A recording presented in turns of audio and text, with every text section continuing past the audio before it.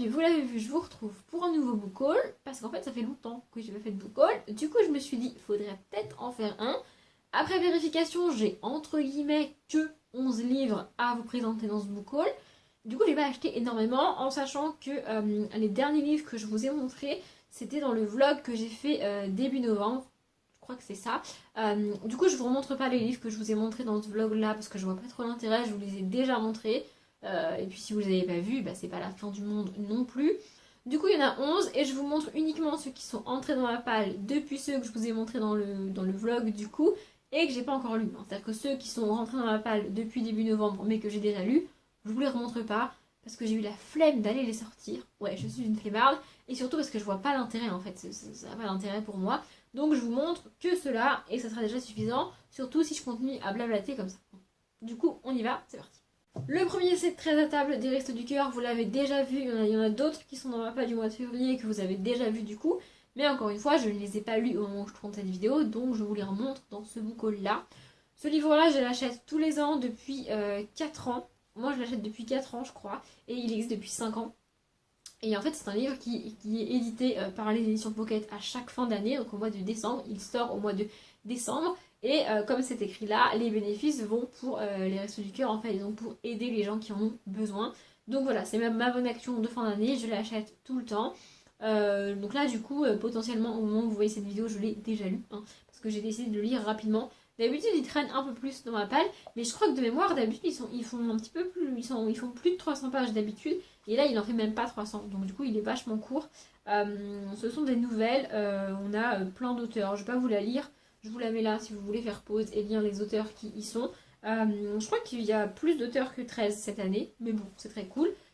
Et encore une fois, je vous encourage à l'acheter et à faire votre bonne action, vous aussi, parce que c'est cool. Ensuite, au mois de décembre, j'ai pris Carmen de Mérimée, dans ce sens-là, dans une boîte à lire. En fait, au mois de décembre, donc je travaillais au mois de décembre, hein, un midi, je suis allée dans un centre commercial, je vous raconte toute ma vie, parce que j'avais des trucs à acheter pour Noël, tout ça. Et en sortant du centre commercial, j'ai découvert qu'il y avait une boîte à lire juste là. Du coup, évidemment, j'ai regardé dedans et j'ai pris celui-ci parce que c'est un classique, parce qu'il est tout petit. Alors, il est tout petit et je ne l'ai pas mis dans la palle de février parce que j'ai déjà un classique dans la palle de février et que 2, ça allait faire beaucoup. Voilà, c'est comme ça. C'est Carmen de Mérimée. Je n'ai jamais lu Carmen. J'avais une prof de français quand j'étais en première, je crois, qui était absolument fan de Carmen. Et du coup, j'étais quasiment persuadée qu'on allait l'étudier et on l'a pas étudié. Donc je ne l'ai pas lu. Et quand je l'ai vu, je me suis dit, bon allez, comme ça je le lirai. Je ne sais absolument pas de quoi ça parle. Je soupçonne qu'on va y parler d'amour et d'histoires d'amour un peu bizarres comme ça. Mais j'en sais pas plus et j'ai pas envie d'en savoir plus. Tout ce que je veux, c'est le découvrir. C'est déjà pas mal. Au mois de décembre toujours, je me suis acheté Nous irons tous au paradis de Fanny Flagg, parce que ça fait un moment que j'ai pas lu de Fanny Flagg. D'ailleurs, j'ai toujours pas lu Beignet de tomates vertes, qui est de la même autrice du coup. Je l'ai acheté en fait dans l'entreprise où je travaille, il y a un CE et à chaque début de mois, ils nous envoient par mail une liste de livres qui viennent de sortir soit en poche, soit en grand format. Et du coup, par exemple, là, j'ai dû payer 3 € et quelques sur les 6 qu'il vaut en poche, je crois que c'est ça. Du coup, en gros, ça revient à moitié moins cher. Alors, ça dépend des livres, ça dépend des éditions. Mais quand j'ai vu Fanny Flagg, je me suis dit, il me le faut. De toute manière, je finirai par l'acheter. Autant l'acheter avec le CE et donc le payer moins cher. En sachant que du coup, le livre, globalement, est vendu au même prix. Hein. C'est juste que moi, je paye pas tout parce que le CE, il paye une partie. Vous voyez ce que je veux dire? Bref, de cette autrice, j'en ai déjà lu 2. J'ai déjà lu Miss Alabama et ses petits secrets que j'ai adoré. Et le deuxième, je me rappelle plus du titre, j'ai un peu moins aimé, mais c'était quand même très sympathique. Je ne sais pas de quoi il parle, je ne veux pas savoir de quoi il parle. Savoir que c'est du Fanny Flagg, ça me suffit, donc je le lirai. Je ne sais pas quand, mais je lirai. Ensuite, pour Noël, je me suis fait un cadeau de moi à moi, parce que j'avais envie. C'est une suite et une fin de saga, parce que j'avais envie de continuer cette saga. Je vous montre que le tome 3, parce que le tome 2, je l'ai déjà lu. Donc c'est les Mystères de Larry Spem, donc le tome 3, l'élixir ultime. Je me suis aussi acheté le tome 2, les Jeux du siècle. Je crois que c'est ça le titre du tome 2 que j'ai déjà lu, donc il est rangé et je vous le montre pas. Voilà, je ne l'ai pas encore lu. Il est plus gros celui-ci, il fait combien de pages? Il fait 358 pages, donc il est quand même beaucoup plus gros que le tome 1. Mais j'ai hâte de connaître la suite. J'ai l'impression que dans toutes les vidéos que je tourne en ce moment, je vous parle de cette saga et je vous dis que j'ai hâte de lire le tome 3 et je ne l'ai toujours pas lu. Mais au mois de février, je ne peux pas, puisqu'il fait plus de 350 pages. Je ne peux pas le lire au mois de février parce qu'il ne rentrait pas dans ma palle du mois de février avec les petits livres, tout ça, tout ça. Du coup, bah, je pense que je vais le lire au mois de mars. Ouais, je vais le lire au mois de mars, c'est sûr. Le suivant, vous l'avez déjà vu parce que lui, pour le coup, il est dans ma palle de février. Donc, c'est Belle de Gris, le tome 2 des Sœurs Carmine de Harriet Holtz. C'est le seul livre que j'ai eu à Noël parce que ma maman m'a demandé qu'est-ce que je voulais à Noël. Du coup, je lui ai dit un livre, évidemment. Et après, elle m'a demandé de choisir le livre. Et je me suis dit, autant prendre une suite de sagas, tant qu'à faire en grand format. Ils sont pas très chers, enfin, ils sont à 17 euros. Mais voilà, du coup, comme ça, elle me l'a offert et comme ça, je l'ai. Je vais le lire au mois de février, c'est sûr. Encore une fois, potentiellement, au moment où vous voyez cette vidéo, je l'ai déjà lu. Mais voilà, c'est comme ça. Et du coup, je pense que très prochainement et juste après avoir terminé le tome 2, je m'achèterai le tome 3 et je lirai. Comme ça me permettra de finir la saga. Et ce sera pas plus mal. Donc voilà, c'est très très cool et j'ai très très hâte. Ensuite, début janvier, j'ai été faire un tour en librairie d'occasion parce que ça faisait un moment que j'y avais pas été. Et parce qu'après avoir compté le nombre de livres que j'ai dans la palle, je me suis dit, bon allez, j'ai le droit. En fait, j'ai compté le nombre de livres que j'ai dans la palle le 1er janvier, j'avais 56 livres dans la palle. Il y en a certains pour qui ça va être énorme, il y en a d'autres pour qui ça va être ridicule. Je pense à des booktubeuses qui ont 200 voire 300 livres dans leur palle. Enfin, franchement, c'est ridicule, bon 56. Et en fait, je me suis auto-félicitée en mode c'est bien, du coup tu peux en racheter. Ce qui est ridicule, on est d'accord, mais c'est comme ça. Et du coup, j'ai été en librairie d'occasion et j'en ai acheté 1, 2, 3, 4, 5, 6. Voilà, qui sont les 6 derniers que je vais vous montrer aujourd'hui. Donc le premier, c'est Deuxième chance de James Patterson et Andrew Gross, avec un G. Donc c'est le tome 2 du Women Murder Club. J'ai lu le tome 1, je vous en ai pas encore parlé, mais je vous en parle dans le prochain update lecture. C'est promis. Et du coup, voilà, j'ai pas mal hâte de lire ce tome 2 là. Surtout après le tome 1. Je vous en parle dans le prochain update lecture, vous comprendrez, vous verrez. Voilà, j'espère que je l'aimerai autant, voire plus que le tome 1. Voilà, j'ai pas mal hâte. Du coup, je l'ai acheté parce que j'ai pas trop réfléchi. C'est un beau pavé quand même qui fait 400 pages, je crois. Mais il fait 439 pages.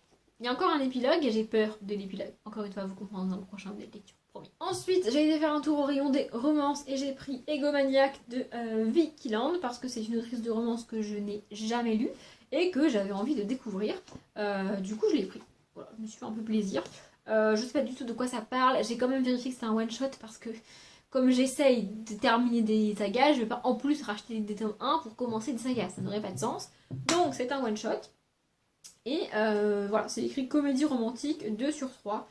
Je verrai, ça fait un moment que j'ai pas lu du gourmand, mine de rien. Donc voilà, et puis le gars est pas dégueu, donc ça devrait bien se passer. Ensuite, j'ai acheté Terre de brume de Cindy Van Wilder, donc le tome 1, Le sanctuaire des dieux. Il a beaucoup fait parler de lui, il est sorti récemment.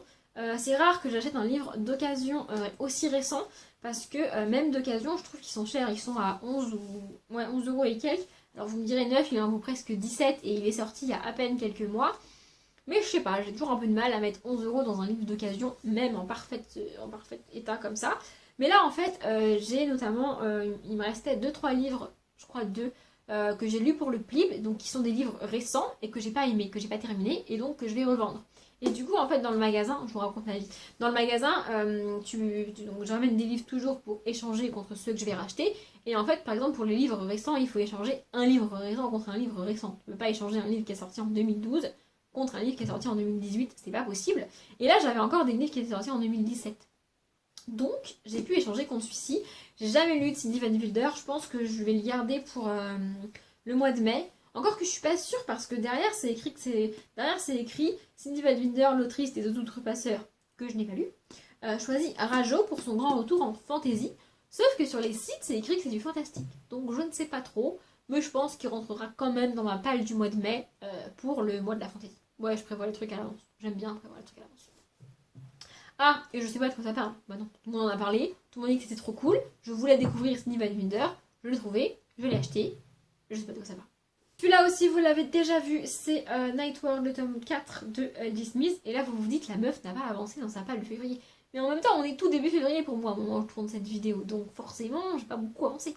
Voilà, je vais lire ce tome 4 là. J'aime assez l'univers. En fait, ce qui me fatigue, c'est de rencontrer des nouveaux personnages à chaque fois. C'est quelque chose qui me fatigue, vraiment. J'ai envie de revoir les personnages qu'on a vus avant. J'ai envie de savoir ce que deviennent ces personnages-là. Et c'est pas ce que l'autrice me raconte. Du coup, ça m'énerve. voilà. Mais je l'ai trouvé d'occasion, il devait être à 2-3 € et en plus il était comme je l'ai échangé, je l'ai eu pour 1,50 € à tout casser. Du coup je me suis pas ruinée pour l'acheter. Je vais le lire et on verra bien ce que ça donne. Et enfin dans ce magasin là, comme j'avais lu tous les livres que j'avais dans la palle de Danielle Steele, je me suis dit que j'allais en racheter. Je vous ai parlé de Ambition il y a pas dans le dernier petite lecture, dans celui d'avant je crois. Et je vais vous parler d'un autre Danielle Steele que j'ai lu, pas dans le prochain mais dans celui d'après. Parce que je suis très en retard dans les lectures comme d'hab. Et du coup j'en ai acheté 2 autres. Donc j'ai pris Maintenant et pour toujours et Double Reflet, donc de Danielle Steele toujours. Je sais absolument pas de quoi ça parle, j'ai vaguement lu. Ici on est à New York avec des jumelles.